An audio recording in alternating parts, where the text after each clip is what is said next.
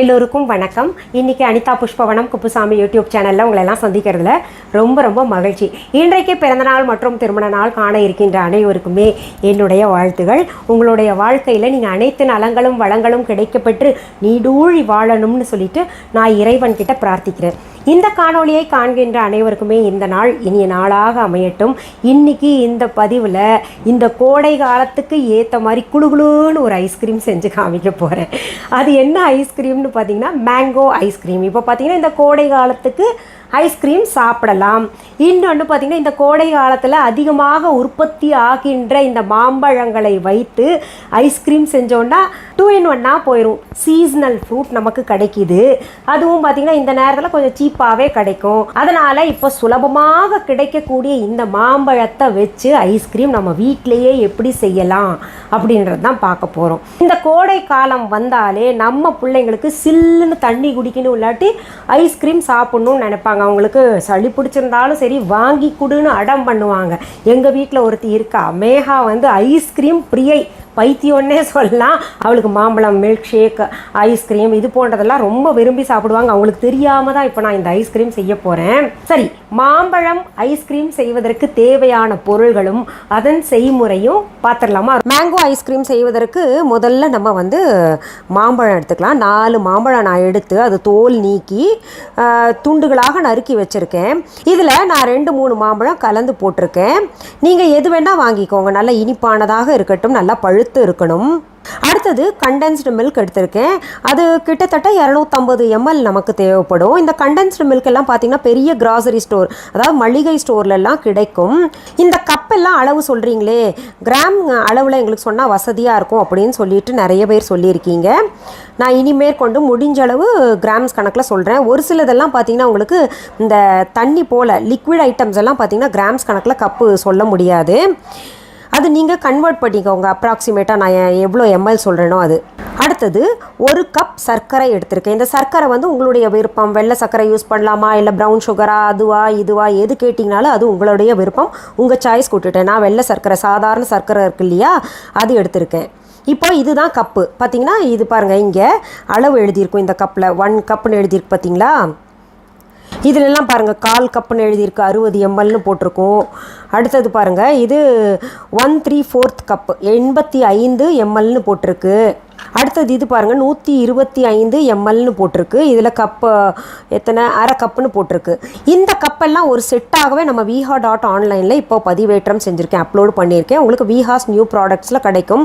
Vikas new ப்ராடக்ட்ஸ்னால் என்ன அப்படின்னு நிறைய பேர் கேட்டுக்கிட்டு இருக்கீங்க. அங்கே போனீங்கனாலே ஓப்பனான வெப்சைட்டில் ஃபஸ்ட் பேஜ்லேயே விஹா நியூ ப்ராடக்ட்ஸ்னு காமிக்கும் பாருங்கள். அங்கே போய் நீங்கள் பார்த்துக்கலாம். இல்லாட்டி டெக்ஸ்ட் பண்ணுங்கள், சர்ச் பகுதியில் டெக்ஸ்ட் பண்ணுங்கள், மெஷரிங் கப்ஸ் அப்படின்னு போட்டிங்கன்னா வரும். அதே போல் நம்ம மெஷரிங் ஸ்பூன்ஸ் எல்லாம் போட்டிருக்கேன். 1/4 டீஸ்பூன், 1/2 டீஸ்பூன் அந்த மாதிரி இப்போ காமிக்கிறேன் பாருங்கள். அதுவும் இது பாருங்கள், இது 1/4 teaspoon, 1/2 teaspoon, 3/4 teaspoon, 1 table spoon அந்த மாதிரி இருக்கக்கூடிய அளவுகள். இது ஒவ்வொரு செட்டு இருந்ததுன்னா நம்ம வீட்டில் எப்போவுமே பிரச்சனை இல்லை. எந்த ஒரு ரெசிபி பார்த்தாலும் நம்ம சுலபமாக செஞ்சிடலாம். எந்த ரெசிபி நீங்கள் கேட்டிங்கன்னா கூட உங்களுக்கு சுலபமாக புரியும். அடுத்தது காய்ச்சி ஆற வைத்த பால் 2 கப் எடுத்துக்கோங்க. அடுத்தது 2 டீஸ்பூன் லெமன் ஜூஸ் எடுத்திருக்கேன் நான் சொன்ன அளவுக்கு. நீங்கள் இப்போ இது பாதியாக செய்யணுன்னா எல்லாமே பாதி பண்ணிக்கணும், இல்லை இதை விட டபுள் தான் அமௌண்ட் பண்ணணுன்னா எல்லாமே டபுள் பண்ணிக்கணும். நீங்கள் அது பார்த்துக்கோங்க. இது பாருங்கள், இது 1 டேபிள் ஸ்பூன், அதுலேயே எழுதியிருக்கு பார்த்தீங்களா. இந்த மாதிரி ஸ்பூன்ஸ் தான் உங்களுக்கு அங்கே கிடைக்கும். இப்போது முதல்ல மிக்ஸி ஜார் எடுத்துக்கோங்க. அதில் இந்த மாம்பழ துண்டெல்லாம் சேர்த்துக்கலாம். அடுத்தது சர்க்கரையும் அதில் சேர்த்துக்கலாம்.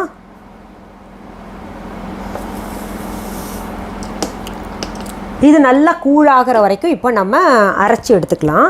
இப்போ பாருங்கள், நல்லா கூழாக நம்ம மிக்சர் ஜாரில் போட்டு எடுத்தாச்சு. துண்டுகள் அதில் இருந்துச்சுன்னா அது தனியாக எடுத்துருங்க. இப்போது இதுலேயே நம்ம இந்த பொருள்களெல்லாம் சேர்த்துக்கலாம். பால்,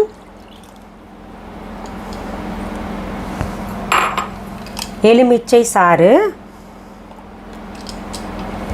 அடுத்தது கண்டென்ஸ்டு மில்க், இது எல்லாத்தையும் ஒன்றா இதில் சேர்த்துக்கலாம். இப்போ நான் பெரிய பவுலில் மாற்றிருக்கேன் அந்த இன்க்ரீடியன்ஸ் எல்லாம்.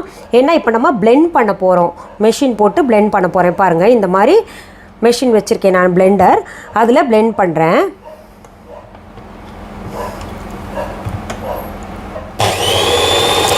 இப்படி பிளெண்ட் பண்ணும்போது அது தெரிக்கும்னு சொல்லிட்டு இதில் மாற்றிட்டு இப்போது சரி வர எல்லா இடத்துலையும் பிளெண்ட் ஆகணும். கொஞ்சம் வந்து அது உப்பலாக வரணும், அது வரைக்கும் பிளெண்ட் பண்ணணும். இங்கே பாருங்கள், ஹேண்ட் பிளெண்டரில் நான் ஒரு 5 நிமிஷம் தான் பிளெண்ட் பண்ணேன். இப்போ உங்களுக்கு ஹேண்ட் பிளெண்டர் எங்களுக்கெல்லாம் எங்கே போகிறது, சாதாரணமாக இருக்கிற ஐஸ்கிரீம் சொல்லித்தரலாமே, இல்லாட்டி இது சாதாரணமாக எப்படி செய்யணும் அப்படின்ற ஒரு எண்ணம் வரலாம். நீங்கள் என்ன பண்ணுங்கள், மிக்சியில் பெரிய ஜார் எடுத்துக்கிட்டு ரொம்ப ஸ்லோவாக ஓட்டி ஓட்டி நிறுத்தி நிறுத்தி ஓட்டணும். அந்த மாதிரி ஒரு மாதிரி நுர மாதிரி வரணும். பாருங்கள், இப்போ வந்திருக்கு இல்லையா, அது பபிள்ஸ் நுர மாதிரி கொஞ்சம் உப்பலாக வந்திருக்குல்ல, அந்த மாதிரி வரணும். அது நம்ம மிக்சியில் போட்டு சாமர்த்தியமாக நிறுத்தி நிறுத்தி ஓட்டினோன்னா இந்த மாதிரி வந்துடும்.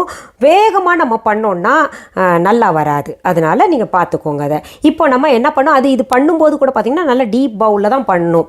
இதுக்கப்புறம் நமக்கு இந்த மாதிரி அலுமினியம் ட்ரே நல்லா டீப்பாக இருந்ததுன்னா அதில் போட்டுக்கலாம். அப்படி இல்லைன்னா இது போல் பவுல்லையே நீங்கள் போட்டுக்கலாம். ஸ்டீல் பாத்திரம் இருந்தால் கூட செகண்ட் ஆப்ஷன். ஃபஸ்ட்டு வந்து இதெல்லாம் இருக்கணும். இப்போது இன்னொன்று நீங்கள் நினைப்பீங்க, கண்டென்ஸ்டு மில்கெல்லாம் எங்கள் ஊர் சைடெல்லாம் கிடையாதுங்க, நாங்கள் வந்து ரொம்ப சின்ன ஊர்லலாம் இருக்கோம் அப்படின்னு நினச்சிங்கன்னா அந்த கண்டென்ஸ் மில்க் போட்டால் தான் நல்லாயிருக்கும். அதை தவிர்த்துக்கிட்டு நீங்கள் செய்து பாருங்கள். அது வந்து கொஞ்சம் வேறு வடிவத்தில் ஐஸ்கிரீம் மாதிரி தான் வரும். ஆனால் இது போல் கொஞ்சம் வராது, அவ்வளோதான். இந்த கடையில் வரும் இல்லையா ஃபினிஷிங், ஐஸ்கிரீம் ஃபினிஷிங், அது போல் வராது. அடுத்த ஸ்டெப் நம்ம என்ன பண்ணணும்னா அந்த அலுமினியம் ட்ரேயில் மாற்றணும். நான் அப்படி மாற்றாமல் இப்போ நான் உங்களுக்கு எளிமையாக உங்ககிட்ட என்ன பொருள் இருக்கோ அதை வச்சு தான் நான் செய்து காமிக்கணும் இல்லையா. அதனால் இந்த பவுல்லையே வச்சுக்கிட்டு, உங்ககிட்ட கண்ணாடி பவுல் இல்லைன்னா கூட ஸ்டீல் பாத்திரம் எடுத்துக்கோங்க, கொஞ்சம் டீப்பாக இருக்கணும். அந்த மாதிரி பாத்திரம் எடுத்துகிட்டு ஃபாயில், அலுமினியம் ஃபாயில் இருக்கு இல்லையா, அதை வச்சு நல்லா டைட்டாக க்ளோஸ் பண்ணி நம்ம ஃப்ரீசரில் வைக்கணும். இப்போ பார்த்தீங்கன்னா நான் அலுமினியம் ஃபாயில் எங்கள் வீட்டில் இருந்தது, தீர்ந்ததை இப்போ தான் கவனித்தேன். அதனால் அது இல்லை, நம்ம சரி வல்லவனுக்கு புல்லும் ஆயுதம் இல்லையா, அதுபோல் நான் இப்போ வந்து பிளாஸ்டிக் கவர் போட்டு இது மூடி வைக்க போகிறேன். பாருங்கள், இந்த மாதிரி பெரிய பிளாஸ்டிக் கவர் எல்லார் வீட்லேயும் இருக்கும், இல்லாட்டி கட் பண்ணிவிட்டு அதில் வச்சு மூடிக்கோங்க. இதை கொண்டு போய் இப்போ நான் ஃப்ரீசரில் வைக்கிறேன். ஃப்ரிட்ஜில் கிடையாது, காய்கறியெல்லாம் வைக்கிறோம் இல்லையா அந்த இடத்துல கிடையாது, ஃப்ரீசரில் வைக்கணும். நம்ம ஐஸ் கட்டியெல்லாம் உருவாக்குவோம் இல்லையா அந்த இடத்துல வைக்கணும். எத்தனை நேரம்னா 6 மணி நேரங்கள் நம்ம ஃப்ரீசரில் இப்போ கொண்டு போய் வைக்கணும். இப்போது நம்ம முதல் ஸ்டெப்பாக இந்த ஐஸ்கிரீமை 6 மணி நேரம் கொண்டு போய் ஃப்ரீசரில் வச்சுட்டோம். அதற்கு பிறகும் பார்த்திங்கன்னா கொஞ்சம் நேரம் எடுக்கும். அப்படி 6 மணி நேரம் ஆயிடுச்சு நம்ம எடுத்து சாப்பிட்லாம் அப்படின்றதெல்லாம் நினைக்க முடியாது. அதாவது நமக்கு கடை ஃபினிஷிங் ஐஸ்கிரீம் வேணும்னா இன்னும் ஒரு ஸ்டெப் இருக்குது, ப்ராசஸ் இருக்குது, அது கொஞ்சம் நேரம் எடுக்கும் நம்ம சாப்பிட்றதுக்கு. இல்லை எங்களுக்கு இதுவே போதும் அப்படின்னு நினைக்கிறவங்க இந்த 6 மணி நேரம் வச்சு எடுக்கிறீங்கல்ல, அதற்கப்புறம் சாப்பிட்டுக்கலாம். நம்ம இப்போ 6 மணி நேரம் ஃப்ரீசரில் வைக்கணும்னு சொன்னேன் இல்லையா, அது எடுத்து ஒரு 5 நிமிஷம் வெளியில் வச்சு இழகட்டும். அதுக்கப்புறம் நம்ம மறுபடியும் மெஷின் போடணும்.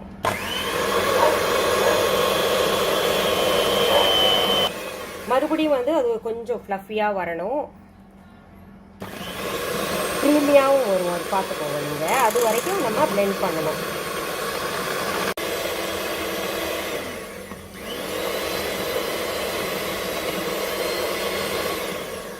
இப்போ பாருங்கள், நம்ம 2வது தடவை மிக்சர் வச்சு அடித்ததில் இப்போ பாருங்கள் ஐஸ்கிரீம் மாதிரியே ஒரு ஃப்ளோ வந்துருச்சு இல்லையா.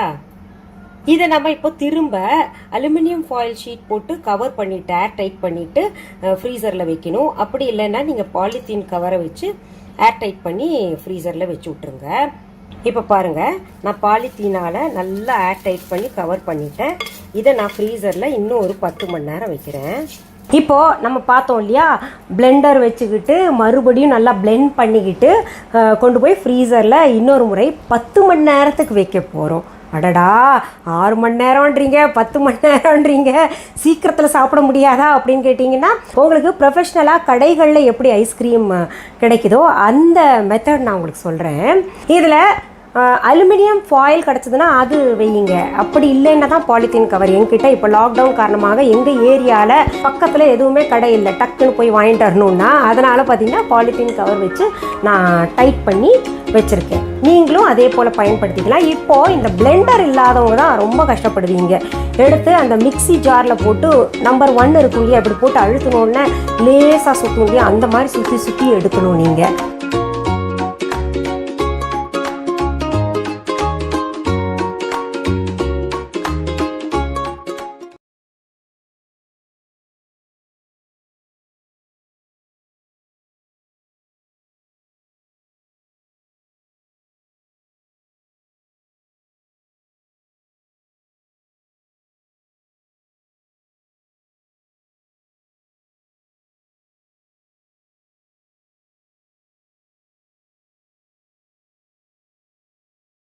இங்கே பாருங்கள், அது உருகுது.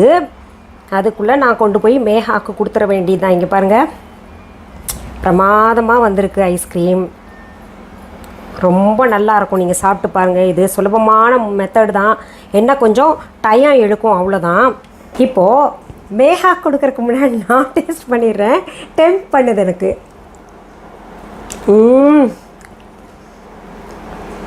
அடாடாடாடாடா, இந்த மாம்பழம்னாலே ருசி, முக்கணிகளுமே ருசி. மா, பலா, வாழை 3மே ருசி. அதுலேயும் இதில் ஐஸ்கிரீம் சில்லுன்னு செஞ்சுட்டு சாப்பிட்றது ரொம்ப பிரமாதமாக இருக்குது.